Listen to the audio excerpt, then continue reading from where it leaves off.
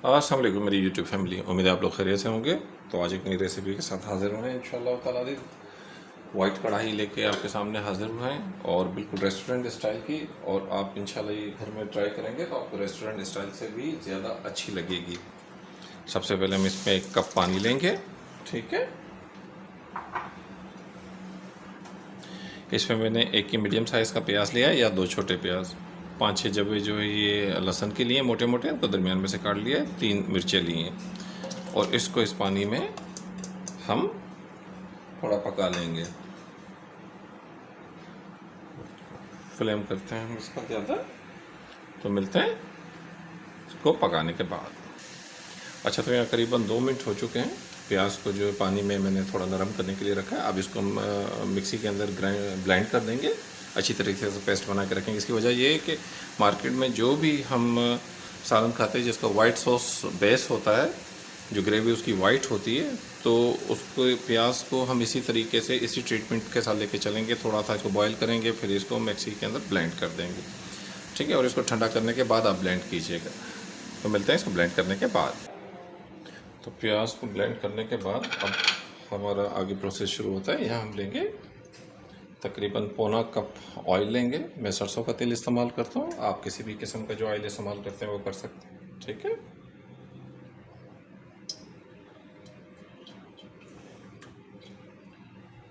पौना cup oil लिया है मैंने, ठीक है। फ्लेम थोड़ी बढ़ा दी है और यहाँ पे इसमें हम ऐड करेंगे 2 मोटी इलायची, 3-4 लौंग और 3 सब्ज़ इलायची, छोटी इलायची। इसका क्या फ़ायदा होगा कि चिकन को हम इसके अंदर जब भूनेंगे तो उसकी सारी स्मेल ख़त्म हो जाएगी। और यहाँ पे मैंने चिकन ली है 750 ग्राम, ठीक है। बड़ी बड़ी बोटियाँ बनाई हैं माशाल्लाह से इसके अंदर, ठीक है। वो हम इसमें डालेंगे और इसके अंदर इसको भूनेंगे। फ्लेम यहाँ पे लो टू मीडियम है और यहाँ करीबन मैंने इसको 4 से 5 मिनट जो है भूनना है, ठीक है। तो मिलते हैं चिकन को भूनने के बाद। चिकन का कलर चेंज होने तक मैंने इसको यहाँ पकाया, करीबन 3 से 4 मिनट लग गए, ठीक है। अब इस जगह के ऊपर हम इसमें ऐड करेंगे वो प्याज जिसका हमने पेस्ट बना लिया था।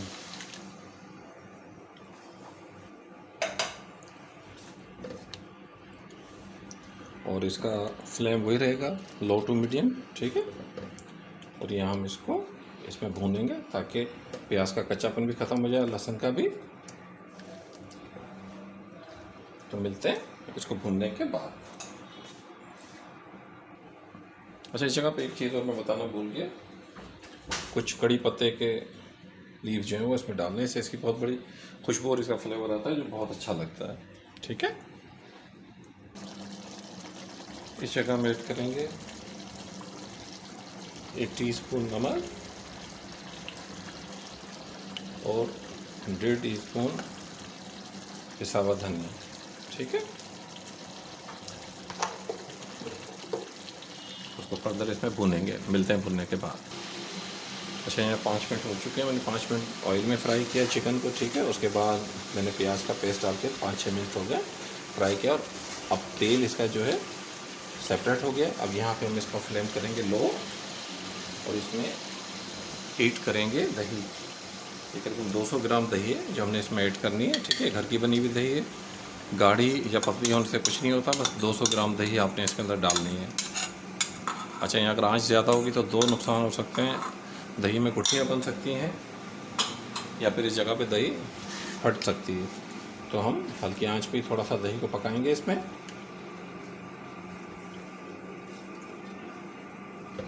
और फिर इसको आंच हम तेज़ कर देंगे, ठीक है।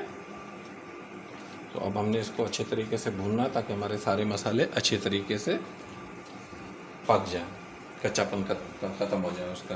तो मिलते हैं दही का पानी ख़त्म होने के बाद। तो यहाँ पे मुझे करीबन 5 मिनट हो गए इसको 4 से 5 मिनट भूनते हुए। दही का पानी सारा खुश्क हो गया है और चिकन का अपना पानी खुश्क हो गया। भुनाई हमारी इसकी तकरीबन कंप्लीट हो गई है, ठीक है। मसाले हमारे पक चुके हैं, शक्ल आप देख लें। अब हम इसको गलाएंगे। तो गलाने के हमें क्या करना पड़ेगा, उसके अंदर आधा कप पानी डालेंगे हम। सही है। आंच हम लो पे रखेंगे और इसको 8 मिनट के लिए लो आंच पे ढक के पकाएंगे ताकि हमारी चिकन गल जाए। तो मिलते हैं 8 मिनट बाद। तो यहाँ पे 7-8 मिनट हो गए इसको।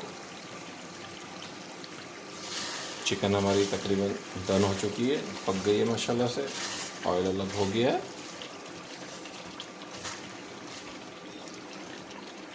इस जगह पे हम इसमें ऐड करेंगे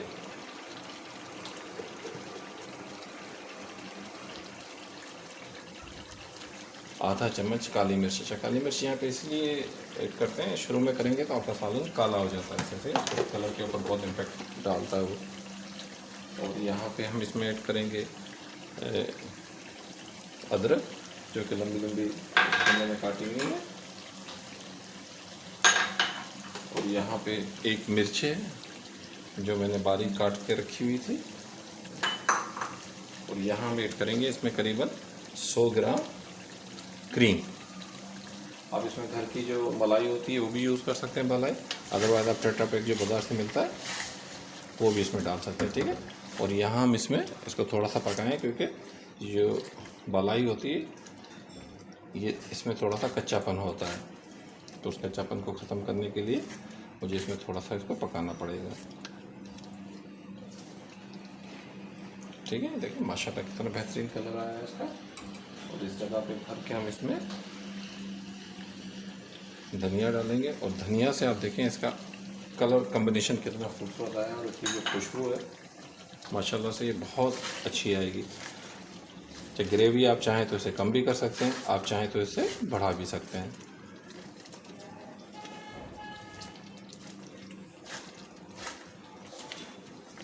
ठीक है,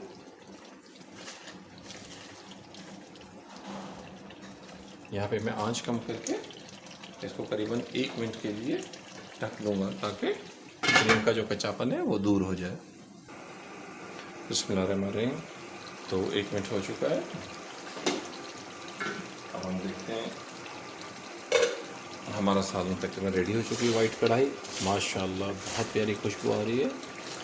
तो मैं ये बिल्कुल कह सकता हूँ कि जो भी खाएगा मज़ा आएगा। तो अब हम अपना चूल्हा बंद करेंगे। ठीक हो गया, और वक्त हुआ है डिश आउट करने का। तो यहाँ हम इसको डिश आउट करते हैं। अगर आपको हमारी काविश अच्छी लगी हो तो हमारे चैनल को सब्सक्राइब करें, लाइक करें और शेयर करें। माशाल्लाह देखिए कितना खूबसूरत इसका लुक आया। आप इसको बनाएंगे बहुत, मतलब आपने रेस्टोरेंट्स पे बाज़ दफ़ा वाइट कढ़ाई खाई होगी, लेकिन जो क्वालिटी ये घर पे बनाने की है ना, वो आपको रेस्टोरेंट में नहीं मिलनी है, ये मैं आपको बता दूं।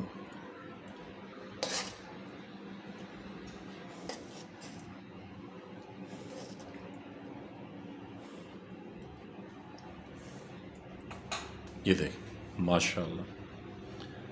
तो ये घर में ज़रूर ट्राई कीजिएगा। और आपको कोई रेसिपी जो आप चाहते हो कि आप वो मैं बनाऊं तो मुझे बताएं, इंशाल्लाह कमेंट्स में मैं वो बनाऊंगा।